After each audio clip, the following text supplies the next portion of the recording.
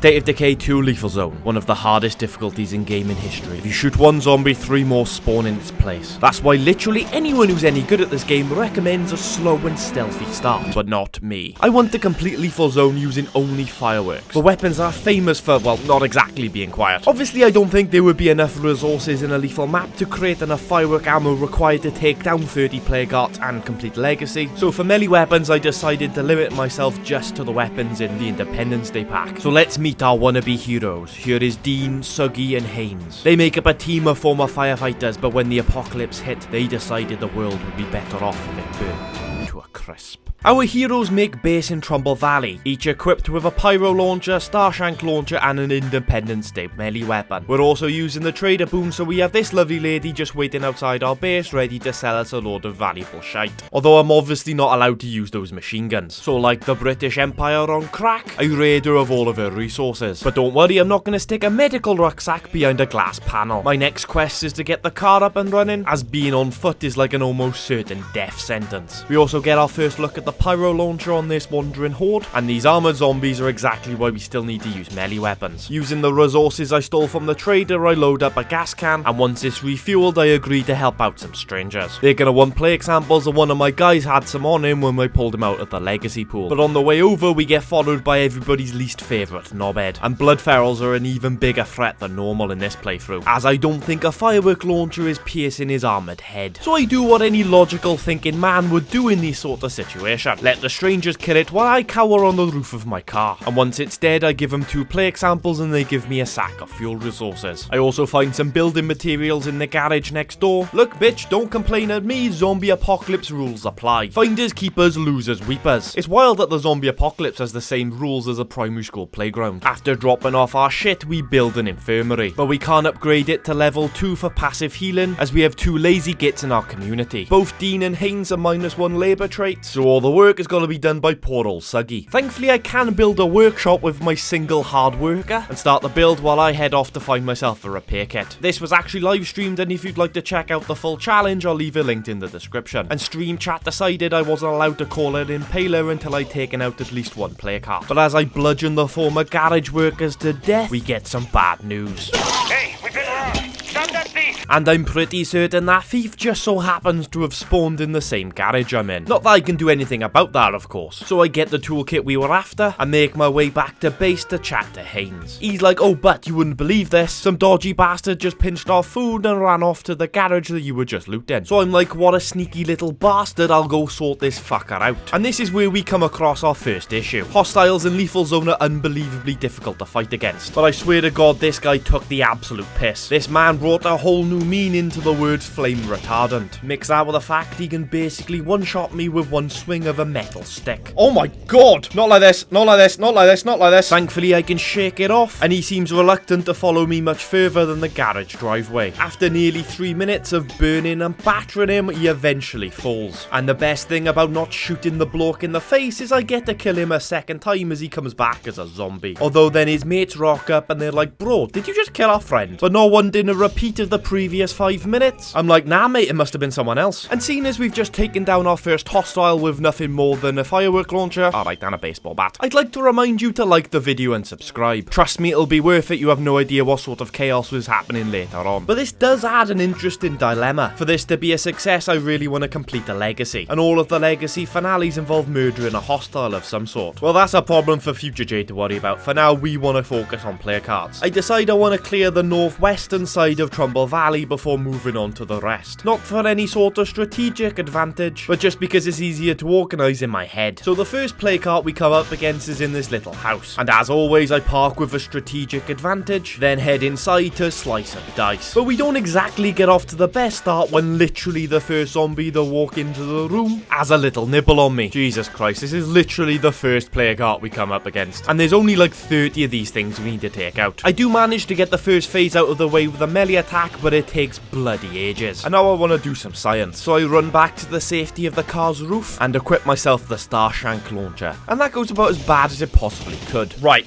that That's not an ideal situation to be in. So I swap back to the pyro launcher, but this weapon has continuous fire, and the only way to prevent that is with a dodge. I'm sure you can appreciate this isn't the ideal situation to be in, especially when you have a dozen or so flesh-eating knobheads just waiting for you to slip up. So I temporarily escape the chasing hordes and go back to smacking it with my spatula. And as you can appreciate, this is not very effective at all. And as the hordes catch up, I once again retreat. I run back to the safety of the roof of my car. And that's when Stream Chat tells me I can cancel the firing by crouching instead of dodging. But the B button is often crouching in a lot of video games. And you've seen my style of content. Come on, I'm not exactly a stealthy boy. So unfortunately, it does take a few minutes to master. But bear in mind, the only thing I've got to do is push in the left analog stick. It's weird, because in some games, like, crouch is B, so I just press B instinctively, alright? As I'm sure you can appreciate, this takes fucking ages. And I haven't even been counting how many hits it's taken to weaken it. Jesus Christ, this was supposed to be the science experiment. But let's be honest, you don't come here for mathematical equations. You come to see a Welshman get angry and set himself on fire way too many times. But after all that, I get bored and go back to hitting it with my spatula. And thankfully, it only takes a few more hits for the heart to fall. Alright, so I think we've learned two things from that experiment. Firstly, you gotta stand further back when using the Starshank launcher. And secondly, I'm gonna have to swap out my melee weapon. And thankfully, the Independence Day pack comes with a second option of a blunt baseball bat. Still not as great as a heavy weapon, but, you know, we take what we can. Actually, quite literally as I loot this placard. And I already know what you're gonna say, you just took a gun, it's not allowed to use guns, fireworks only, blah blah blah blah. Well, the plan is to use them for scrap metal, and then once combined with ammo and fuel resources, I can use them to create explosives. In the shape of a bouncing Boris, an XL fireworks shell, or the rain of fire. These are much more expensive than your usual explosives, with the upside being they're much more prettier. Anyway, I decide to give old Suggy Boy a little rest and swap to Dean. But Dean's purpose is the same as the rest of them. He's only here to burn this world down.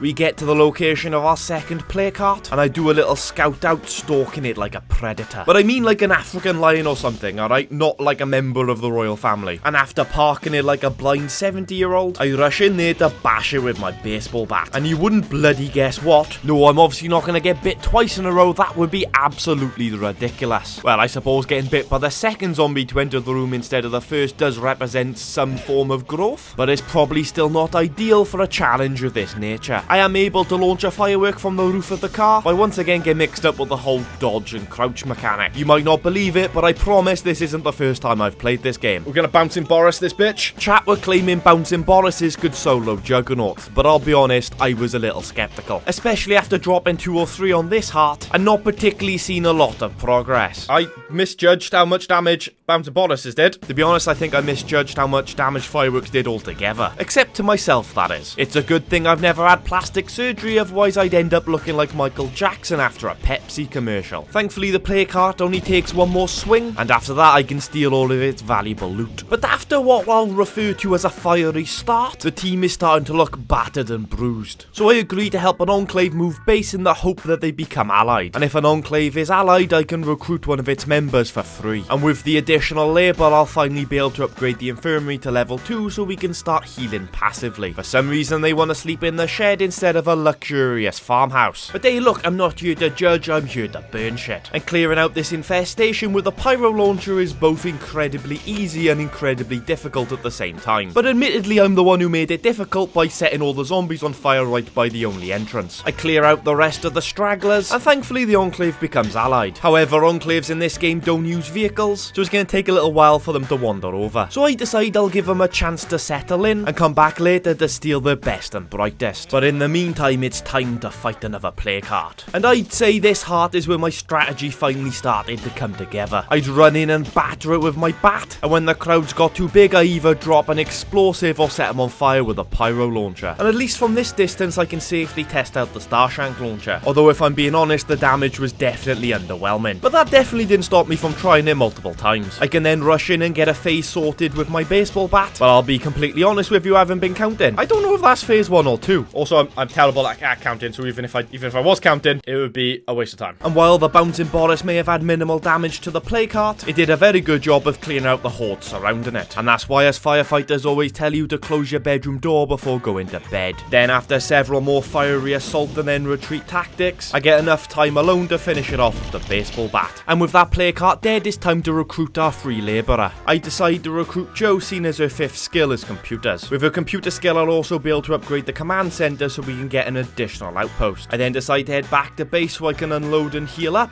and that's when I remember the secondary side effect of all of your community members having firework launchers instead of regular guns. Okay, so that was a side effect I completely forgot about. I also make sure to take Joe's shotgun off her. This is the Cult of Bernie things. There will be absolutely zero lead pumping today, thank you very much. But there is one little thing I've forgotten about when it comes to upgrading facilities. You need a lot of building materials. I find one sack in this shed, then move on to this warehouse where I find some in a scrap heap outside and another in a workbench inside. So now with 23 materials total, I can finally upgrade the infirmary to level 2. And now it's time to go back to hunting player cards. And for this heart, I have the most genius tactic of all time. And thankfully there's no hordes around so I can pull off this tactic. What you gotta do is open up the door so it swings internally, and then you've just gotta position your driver's side door so when you leave the vehicle, you hop straight into the shed. And with only one entrance, no zombies can get you, so you have plenty of time to beat it with your melee weapon. Get that easy win, guys. But that's not the only player cart in this area, so our assault is not finished. There is another in this warehouse, so let's get to it. I go head first through the window as getting cut up by glass shards is for pussies, and Dean the Unburnt is no pussy. And with the play cart being in the centre of the room, I can sort of use it as an obstacle to slow down the hordes of zombies. Well, in this case, singular zombie. I then drop back and lob a bouncing Boris. I then decide to try out the Starshank launcher once again, and there's absolutely zero denying that is a direct hit. Although I'm still unsure how much damage this is doing, it does clear a phase after a second shot. But that's 2 launcher shots, 1 bouncing Boris, and several hits with a baseball bat. This is certainly not an efficient way of taking down player carts. I put another 5 fireworks into the heart, but that still doesn't get past the second phase. But I think we can all agree this does look very pretty. And if there's any DJs out there, do me a favour and turn this into a banging beat. I then rush in and get the phase over with the baseball bat. And even though the fireworks don't do massive damage to the player carts, the one thing they're brilliant at is clearing the horde so I can go in and safely assault them with melee weapons. Oh fuck, I got blood plague! And that is unfortunately where our first soldier falls. It's not fair for the young to die inexperienced. To die when there's still so much more to do. Rest well, King. Rest well. Nah, I'm only fucking with you. I pop plague cure like the paracetamol. Then using the play cart as a stationary object in the room, I can batter it with my bat before looping back round to repeat the assault. And with the obstacles set up the way they are, I can repeat this tactic and relatively safely batter the bitch into oblivion. And after looting the heart, I also find a sack of fuel resources and 2 more building materials inside the warehouse. It goes to show that the lethal zone is not just a ruthless bitch, she can also be a gracious queen. And if I could just interrupt your viewing pleasure for one moment, I have a cheeky announcement to make. I've opened up a merch store. Alright, calm down now. I just thought I'd let you know it's linked in the description, obviously no obligation. But I think the final design came out really cool, and they're also beautifully soft. Now, seeing as one of the things I need to make my ammunition is fuel, I decide I need to claim a new outpost. So I claim this Pronto gas station, then put Dean to bed seeing as he's fucking shattered like. We then take over his Haines and he's raring to go. Death from above, baby. But I think it's fair to say this horde isn't having any of it. Okay, not so much death from above. In fact, I've basically missed all of them except one. After that, the infirmary is finally upgraded, so I decide to turn my attention to the command center. In 16 minutes time, I'll be able to claim an additional outpost, but for now it's time to take out more player carts. But first I've got to find the fuckers. Luckily there's only 2 left in this corner of the map, so let's start by burning down this factory. Although in hindsight, what I probably should have done is use the car to block this entrance. As I'm sure all the ladies watching will appreciate, it's all about slowing the flow. Thankfully the gap between the heart and the desk is only big enough for one to get through at a time, so by timing my swings correctly I can stay relatively safe. And that's the first phase sorted, but before I dip I drop another bouncing Boris. I then dip through the back door, making sure to close it behind me. I then sneak back around the other side like that uncle that doesn't get invited to family functions anymore. Okay, right, stealth's out the window. Stealth is out of the window. The second phase goes by pretty quickly, and like my father I dip for the second time, but this time I make sure to set everything on fire as I do. I once again sneak around the other side, but this time all of the zombies have been burnt to a crisp. That means I can safely safely take down the player cart. And that's probably gonna be the most successful player cart takedown I've ever done in my entire life. Like the fat kid in Catholic school, I didn't get touched once. And before anyone complains about that joke, it's fine, technically I was christened Catholic. Although I never went to Sunday school once, and the last time I was in a church, suddenly my chest started to feel very hot. The last heart in this area is in a bit of an awkward position, although I'm definitely not helping myself making all of this noise. But with one of the possible entrances blocked, I make my assault. And for some reason, I'm still crouching. I get about 2 hits in it before I've got to drop back, and surprise, surprise, let's set everything on fire. But with my foes now burning, I need to get out of here before I set on fire. Oh, bloater! Surprisingly, my roly-poly meant I took minimal damage from that encounter. I then desperately shoot the firework at the cloud in the hope that the explosion detonates the heart. But to be honest, I don't think it even touched it. So it looks like I'm going back to battering it with my bat. Obviously mixed with a gentle dose of burn the fuck out of everything. But to be honest, that just ignites the hordes that are about to attack me. As strategies go,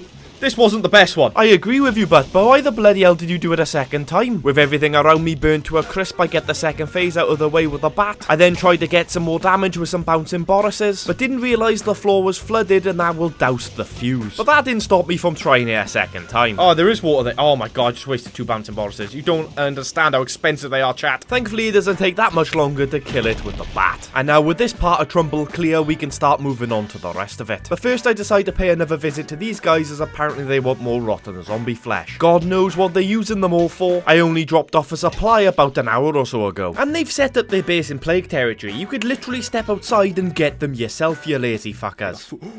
Signal antenna, that is very handy. I then rush home to immediately install that mod so we can get another additional outpost. That'll be 4 potential outposts by the time that's finished installing. I also upgraded my petrol station to level 2, as more fuel means more burny things. On my way past, I notice there's another player cart hanging out by here. And it turns out to be one of those player carts I get an easy win against, providing I park the car correctly. There are 2 knobheads I've got to deal with inside, but other than that, I'm simply untouchable. That's another player cart taken care of. I then make the controversial decision to wade into Marshall. And Marshall is one of the most heavily populated areas in this game, but I'll leave it up to the comment section to decide whether or not that was a mistake or not. I might as well start with the heart closest to me, which just so happens to be in this tartan mart. I want to get a few good shots in with a baseball bat, but it turns out this shop is quite heavily populated. So I decide to try to thin out the horde using a rain of fire. However, the first I plant phases through the wall and sets off chaos outside. Oh my god, look, there's one outside. Why did it go outside? And with the place burning, I climb on top of the car to enjoy the view. I'm happy with that.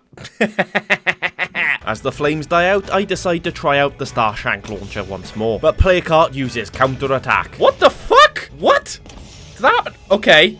It didn't happen the second time. How did that bounce off it? I put my remaining Starshank launcher ammo into it, but I'll be honest, I really don't think this is doing much. So as the day ticks over to numero 2, I go back to the assault with a baseball bat. Then as the thing phases, I set it on fire and retreat back to the car. Then after multiple firework assaults, one of the undead decides to clear away a bouncing Boris like he's a Premier League centre-back. Oh shit. No, that's going to destroy the car. I leap to safety in just the nick of time, but it's fair to say the chaos was underwhelming. Okay, apparently not. And that's one of the reasons why I really doubt when these sparkly little shits could take down a grown fucking juggernaut. Then we finally get the second phase out of the way, but while fighting the final phase, Dopey Bollocks gets bit. Oh, you twat. It always happens, chat. It always happens. But like I said earlier, I'm happy to pop play cure like the bloody smarties. But after that, I can get the play cart finished, but I think it's probably time I give Haynes a little rest. So I take over as Suggy, but seeing as this is now day 2, curveballs are starting to spawn. I also decide to use my one single chance to call in a fireworks trader. But before I have chance to purchase literally everything he has, the game spawns in a second trader and the fireworks guy gets jealous and just fucks off. Where you going, dickhead? No, the game trolled me. Get back here. I didn't get anything that I wanted off him. Well, strictly speaking, that's not true. I did get myself an additional baseball bat, but seeing as I can only swing one at a time, that was probably a waste of influence. But anyway, back to the player carts in Marshall. And for the record, these next series of events should be referred to as The dark times. Bum, bum, bum, bum. Things don't get off to the best of start as I try fighting heavy with a fuel rucksack I looted from a petrol station on the way here. But I'll take any excuse to set myself and a horde of the undead on fire. Thankfully I managed to drop the rucksack into the boot of the car. However, a blood feral decides he wants to have a go. So I camp out in this room to draw him in, then roly-poly over him to make him look like a right silly twat. So there we go, we got the bullet benefactor activated. Of all the time to get the bullet benefactor, this is not the right time for that. I tried climbing onto the roof of my car to escape the feral. The snap aim is actually fucking me up for once. No. Climb for the love of God. I think that's the third time I've got plague in this challenge. At this rate, the virus is going to start mutating, and the player cures are going to become redundant. I'd like to apologise to every single survivor out there. I'm definitely the reason if the zombie apocalypse somehow gets even worse. Anyway, I'm pretty sure the feral killed himself on my car, but unfortunately the zombie's in the same room as the heart means I can't assault it with a baseball bat. So I just do what I do best and set everything on fire. But once the room clears, I can get in there and complete a phase with the baseball bat. It's a juggernaut. Might have to abandon this one. As the heart pops, I roly-poly out of the back door, and that turns out to be excellent timing. Oh, fucking hell, yeah. And that's my cue to tactically get the fuck out and attack something else. Thankfully, in Lethal Zone, play carts are never too far away, and this play cart is in a house with a mirrored layout to the previous. So I beat the ever-so-living shit out of it until the hordes get too big, and then I stop, drop, and roll my way out into safety. I try dropping a rain of fire, but the placement once again glitches out. But hey, at least it should do a decent job of thinning out the hordes inside the building. I can then batter it to phase with the baseball bat, and as I leave, I drop another bouncing Boris. But unfortunately, I take massive damage from the pursuing hordes. I then make a horrifying discovery. Oh god, we got no healables. We got no healables, no stamina items. Interesting. Really need to get this to go well then. But as a general rule of thumb, whenever I say that, you know everything's about to go horribly wrong. And for once, I don't mean a bloater blowing its load into my face. I successfully complete the phase, but unfortunately, as I try to leave, I get stuck. I'm stuck. Dodge, for the love of God, dodge, you silly fucker! Clutching my chest, I hobble out to the back door, and with zero stamina, I turn around and set the horde that's chasing me on fire. And rather predictably, that wasn't a smart call. My health is now lower than Chelsea's chances this season. I need something. I need to retreat, I think. I don't know where that bloater is. We've also got a blood feral hiding in the darkness. So I come up with the absolutely genius plan of seeing if I can outrun it. When my maximum stamina is halved, and I'm running like I've just taken a gut punch from Prime Mike Tyson. Yeah, so that was rather predictable, weren't it? Get up, for the love of God, get up, man! Thankfully I can shake it off like a baby that won't stop crying. Just get in the car.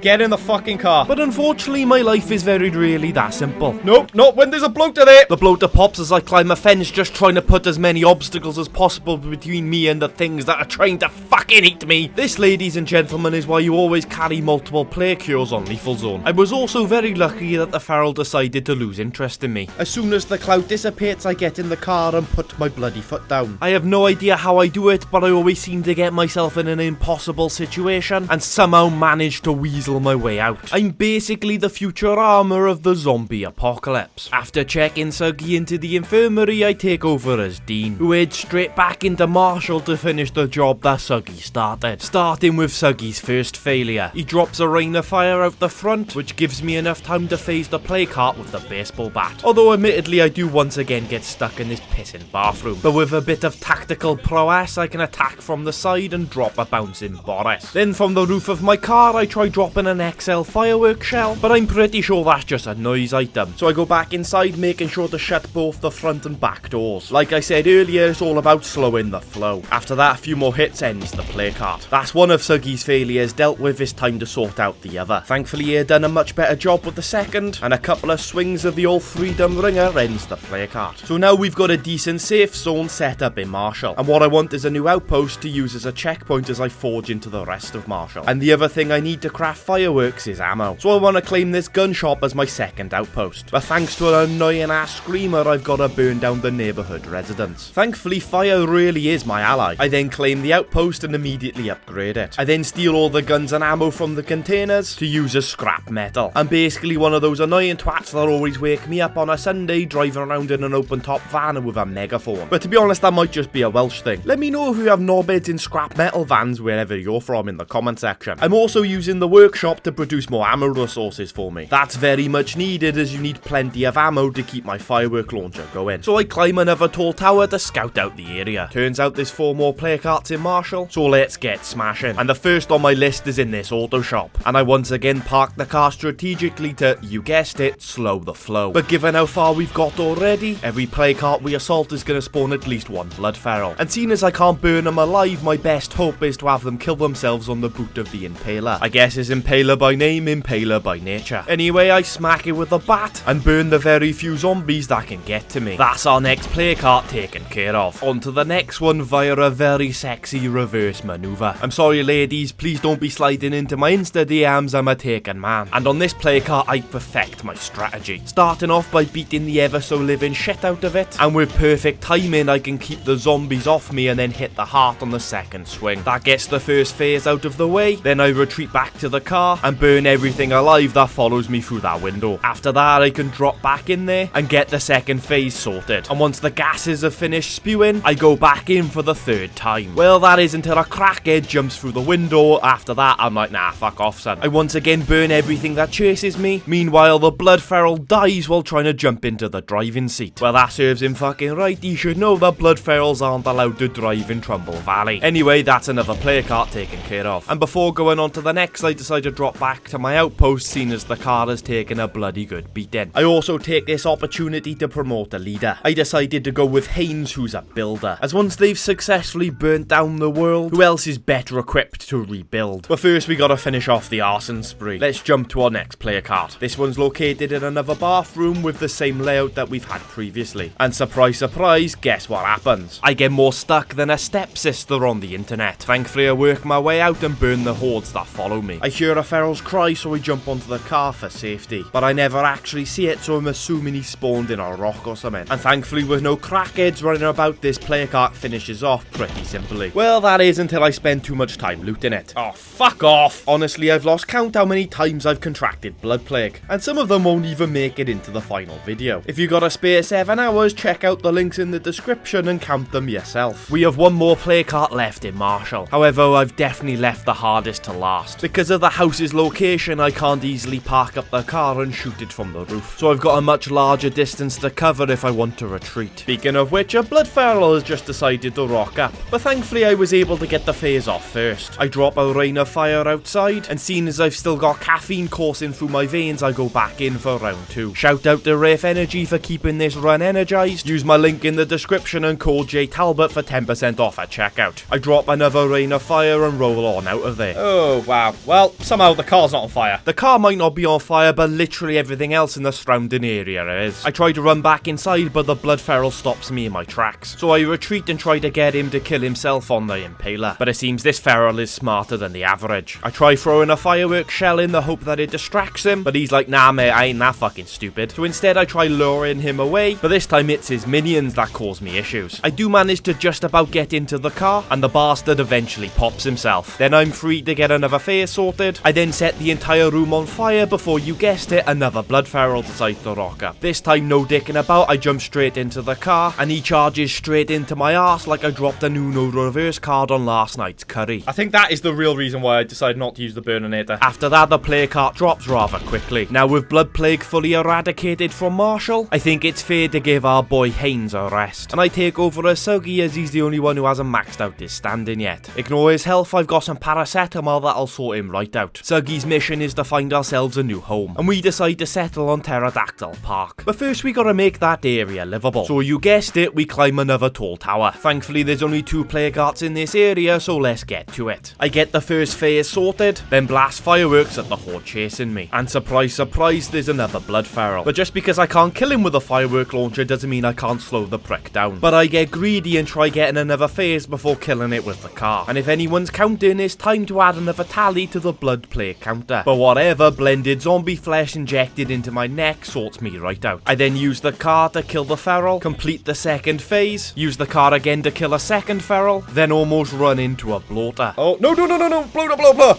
Holy shit! He pops, and while his cloud is dissipating, I decide to go and attack the second heart. I also give the neighbours a gentle toot on the horn. I hope they're doing very well, just so they know who the real boss is, alright? Anyway, the second play cart goes surprisingly well, using my famous burn the room down first, then smack it with a baseball bat strategy. I said the play cart went well, not the looting spree I went on afterwards. Oh, you twat! How many times have I had plague this video? I sort myself out and head back over to the previous heart. And after burning myself as well as a million other zombies, that play cart also falls. So finally, with the area safe, I can head over to Pterodactyl Park. Obviously, I gotta clear out a couple of knobheads first, then claim ourselves a new home site. And remember, building is gonna be very slow, seeing as we've only got 2 labour available. But I'm sure you'll agree the first thing I need to build is an infirmary. Luckily, it only takes a minute to build, so I can pretty much straight away upgrade it to level 2. Once that finishes, I build myself a workshop, then a kitchen. With the building projects underway, I swap to Dean because we got 2 more play carts we need to cheat. The keen-eyed viewers will realise that I'm no longer in the Impaler. That's because you can use a medium-sized car to block access to this play cart. Zombies can't touch me, all I've got to do is be careful about its nasty gases it spews at the end of each phase. Oh, and bloaters. Always gotta look out for bloaters. So bish bash bosh, another play cart falls. And on this occasion, I get to take my time while looting it. And with the Miagra, I can even get access to the trunk from the roof of the car. That allows me to safely drop off all the heavy stuff without having to risk my testicles to blood ferals. But I said earlier there's 2 play carts we need to cheat, and it's an identical strategy to the previous. Although this time I didn't reverse it, as I figured zombies are less likely to jump on my bonnet on my exit. At the end of the day, you've got to take the easy wins where you can, as Lethal Zone will fuck your mother and make you thank it on its way out. I'm sure we can all agree, so far so good, right? However, on the way back to base, my heart drops for a second. That stands for play cart, so oh no. At this point, I suspected the run might be over. I thought that curveball was gonna be the black heart activating, and the black heart has a different weakness each time you face it. If that weakness isn't fire, I'm screwed and we'll never complete this challenge. It sounds like it's been weakened somehow when it's left in a vulnerable state while it tries to recover. Well, that's a fucking win for us, boys. The broken heart curveball is one I haven't had yet. The effects are the zombies in the area are weaker, slower, and less contagious. It's also muted, which I'm guessing either means it can't call zombies or won't wake up any other play carts in the area once I destroy it. However, given time, it will recover, so we've got to move now. Like I said earlier, Lethal is all about taking them easy wins. The broken heart is in the corner of this barn, and while it definitely takes less hits to phase it, it's still got 3 phases like the rest of them. Although I'd say the main difference is it not calling other zombies to come and attack you. Don't get me wrong, a couple do still turn up, but that's probably because I'm a noisy boy. But let's be honest, that's what happens when you do a fireworks only playthrough. The zombies in the area are also so much slower. That is unless you set them on fire, of course. They instantly recover all their stamina once they get set on fire. Wish I did that. Jesus Christ, but if you gain stamina for being set on fire, you'd be able to outrun them demons. With another heart down, I can head back to base, where I can start repairing some facilities. You may also notice I've tidied up some of the shit that the previous occupiers left behind. And seeing as my community members are gutsy fuckers, I decide I need a new food resource. So I head over to the utterly delicious swine and bovine. And once I've completely burnt and beaten their customer base, I can claim it as my 3rd outpost. I then swap to Haynes and head north to find some more plague territory. I find 1 heart in this gun shop, and my initial reaction was this was a great spot as it has excellent sightlines of the play cart. However, seeing as you can't jump over counters, this corner has 1 exit and 1 entry, which can make things quite difficult when you're trying to escape a phasing play cart. Before I left the building, I dropped a rain of fire, and I'm sure we can all agree this looks really pretty. For phase 2, I ram myself hard as I can into the corner, then with the correct timing I can hit the heart and then hit the zombies that are trying to attack me. That gets phase 2 out of the way, and I drop back to launch some fireworks. And as I'm sure you can witness, that went very well. After that, a few more swings of the bat and it's sayonara. But there's still at least 1 more play cart in this area. So you know the deal by now, I park up and smack it with the bat. That is until a plague feral rocks up, so I get in the car and wait for it to kill itself on my rear end. From there, I use the firework launcher to clear out the room, then jump back through the window to smack it up. However, the zombies gather quicker than I was expecting, so I jump out of the back window and drop a rain of fire. And as I'm sure you can appreciate, it looks well pretty. It's doing absolutely fuck all to help the situation, but at least it looks pretty. Then using the same strategy, where I clear the room with the firework launcher, then batter it with the bat, we get the win. And with that, we've rescued another area of Trumbull Valley from the blood plague. I then head down south to finish the last few plague carts. And seeing as there's only a few left, let's get through this quite quickly. I do once again contract blood plague killing this one, but nonetheless it still falls. Then swap into Suggy, I burn another heart, and you guessed it, it falls. Suggy then kills another in one of the most awkward positions possible. What can I say, this man is a proper beast. And it wasn't long before he burnt the next alive as well. Assuming you count plague hearts as living things, that is. 2 more plague hearts remain on the map. 2 plague hearts between me and immortality. 2 plague hearts and several legacy missions, that is, but ignore that. I roll into the front of the house, then I start battering the plague heart in the bathroom. However, it seems the zombies it calls are quite introverted. Just stay there. That is perfect. As the first takes a step into the room, the heart phases and I dodge back and set everyone on fire. I then climb on the car and take a couple of shots from there. With that, the room should be cleared and I can go back in to start battering it. And I get the second phase sorted before the zombies even have a chance to enter the room. I of course once again set everything on fire with a pyro launcher. Oh my god!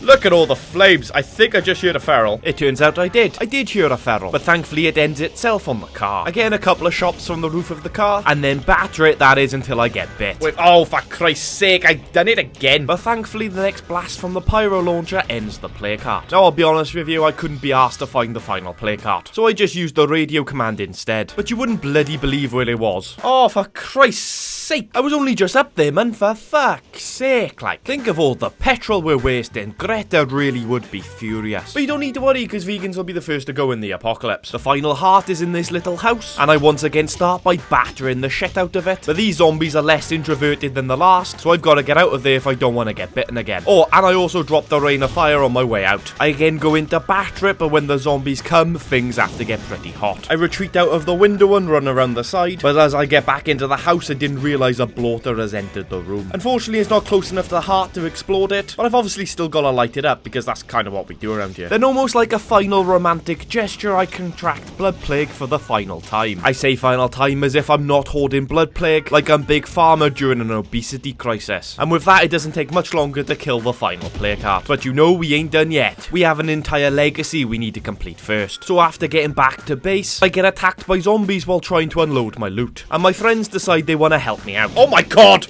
Are you kidding me? Ah! Honestly, it's always nice to be thought of, especially when you need help. But for the love of God, please don't blast your friends with fireworks. That's the one thing. Okay, so that's the downside I didn't think of. Oh, yeah, I got nuked by my own teammates. Who says this game doesn't have friendly fire? With Dean suffering from 3rd degree burns, I take over as our leader, Haynes. And it turns out Joe wants to have a little chat with him. She's like, yo, this place is alright, like, but maybe we should move to a better home. But I'm like, bitch, shut the fuck up, you're only here to build, stay in your fucking lane. Instead, I go chat to one of the fellow firefighters about the fact that we defeated the blood plague. Suggy's like, thanks bro, appreciate you keeping me alive. And I'm like, no worries mate, let's build ourselves some utopia. So to start with, I build some sheltered beds and then build us a garden. And while waiting for construction to finish, I burn some zombies from the safety of this caravan. Or trailer park, if you're American. Construction complete, and Boss Man decides to have a nap, so Suggy takes over. But going for a midnight drive while high toxicity bloaters are roaming about isn't exactly the smartest way to spend your leisure time, even if you were a COVID safe distance away when the thing pops. But hey, any excuse for a pretty explosion, right? All of that effort just so Suggy could do donuts in the lake. What a man. Then seeing as both of my cars are on their last legs, I use them to block 2 of the entrances. I then go for a little stroll and find a 3rd car. And you guessed it, I used it to block the final entrance. This will make us much more defendable if we get attacked by hostiles. But I don't think my friends appreciate me locking them in. Listen, we're all young and fit, you can hop a fence, you lazy pricks. At this point I realise to truly make a utopia I'm gonna have to build a sniper tower. But for that I need an extra 12 building materials and an extra 2 labour. The building materials are easy enough. I find a sack in this shed, another in this shed, and a 3rd sack in this shed. Thankfully that gives us enough building materials, but I still need another 2 labour. So while swapping to Dean, I come up with a plan. We have an allied enclave on the other side of the map, so I'll pinch one of them. But all of my cars look like they've been driven by my missus, and I'm completely out of toolkits with no way of building them. So I've got to call for another impaler. Typically it spawns about 3 miles away, so I've got to get my jog on. Oh shit. A triple pack of ferals stand between me and my impaler, and I'm in an open field with nothing to climb on. on, and surprisingly throwing myself off a little cliff puts a bit of distance between us. I can then blast the shit out of them with a pyro launcher so they get stuck in an animation, then claim my new car with surprisingly 0 casualties. So I get to the Enclave, rinse them of all of their influence, then recruit a chemist to the team. I have no plans on branching out into methamphetamine production, but it's good to know that the option's there if we do. But I still need an additional labour to build the sniper tower, so use my excessive amount of prestige to call in a Red Talon contractor. This is Estes, but I wouldn't get attached to him if I was you. No, I didn't feed him to a juggernaut. What do you take me for? It turns out he's also a lazy git and has a -1 labour, so I banish him off to the legacy pool and this time call in a Red Talon soldier. This is Kerr, and thankfully she's able to work, so we can finally start building ourselves a sniper tower, with just a casual 48 minutes to wait. But don't worry, I made sure to steal all the guns from the newbies, but I've only got one spare Starshank launcher, so one of them's going to be left indefensible. It's Mauricio. It's always going to be bloody Mauricio. Then with 45 minutes left of the build time, I decide to test out our new Red Talon soldier. She used to have an aunt that's a prepper, but all she finds is a note with a bunch of letters and numbers on it. She then pays a visit to a trader and sells them all of our redundant shite. After that, she takes a long off-road drive to Marshall so she can help out a stranger named Tressie. Tressie wants to go looting, but I just stand on the car watching her. She then takes me to a site of a former plague wall and rambles on for 5 while I burn everything that moves. I then drop her off home, but the bitch doesn't even give me a tip like. We then get home as construction finishes, and personally I think the sniper tower is the perfect addition to our home. Oh, for Christ's sake. They're turning on each other. I then take over as Haynes as a stranger arrives at our door. He's desperate for a place for him and his friends to stay. I'm like, yeah, sure, but this is a fireworks only community, so you're gonna have to hand over your guns. Surprisingly, he didn't have any, but I do make sure to take his wooden bat. What can I say? It's the apocalypse. You can never be too careful. Although both Dean and Suggy aren't fans of this, they reckon they're better off alone. We get a second stranger arrive at base, and it turns out their friend is really sick. So sick, in fact, she immediately turns into a zombie. Luckily, I've got the perfect cure. Of course, I let the survivor stay, providing that she gives up her gun, which of course she does. Then we get even more strangers turn up, and I'm like, yeah, sure, look, everyone can stay, just give up your fricking guns. And here's a look at our final community. All 11 of them stood on the edge of greatness, and without a single gun in sight, and only enough firework launchers to go around 4 or 5 of them. What's the worst that could happen? Well, it turns out the thing about Utopia is everyone thinks they can have a slice. And when I say have a slice, I mean take everything for themselves. We want your base, and we're not taking no for an answer. What? I am completely shocked and did not see this coming. I obviously tell him to fuck off and shove a bouncing Boris up his arse. And the rest of our community band together, blasting the little fucker with all of the fireworks we've got. Ah! Oh my god. Kinda gotta feel sorry for the guy. But if you rock up to my base threatening violence, you better come better equipped than a knife and a shotty. But fair play, it is quite impressive the way he takes this many fireworks straight to the face. But thanks to all the chaos and fighting, we've also gotta defend our home from a zombie siege. But right now, the zombies are the least of our concerns. The cult of firefighter arsonists grow more psychotic and deranged the more fireworks we launch. But apparently, he's not the only hostile attacking our base. It's just the others are stuck fighting off the undead. But in all of this chaos, it doesn't matter whether you're friend or foe. Everything moving gets the same bloody treatment. Everyone and thing will be cleansed by the flames. You're not getting rid of me yet. Oh, that's good, Don. I'm glad you like this kind of chaos. You might not want to admit it, but this is exactly what Utopia looks like. And it is a bloody beautiful thing. All we gotta do now is clear out the final zombies. And a Juggernaut has just come to join the party. So I guess we're finally gonna find out whether a bouncing Boris can take out a Juggernaut. Okay, I guess not then. But as successful as this cult of arsonistic firefighters were, unfortunately not everyone can get a happy ending. Haynes becomes a great leader to the 9 survivors he saved, although they do have to move on seeing as their utopia was burnt to a crisp. Unfortunately, Dean and Suggy were both victims of catastrophic 3rd-degree burns, and unfortunately they both blame the same man, their leader Haynes. For now, they both go their separate ways. Dean now wears a scarecrow mask and heads to Providence Ridge, but that town is overrun by 28 lethal zone placards. 28 lethal zone placards that Dean must face alone. But what about Suggy? Well, Suggy's destiny hasn't been written yet, but one thing is for certain, he shall return. For now, he shall wander the apocalyptic wasteland just looking for a home. Thank you so much for watching. Don't forget to like and subscribe. Check out the merch linked in the description, and I'll see you in the next one.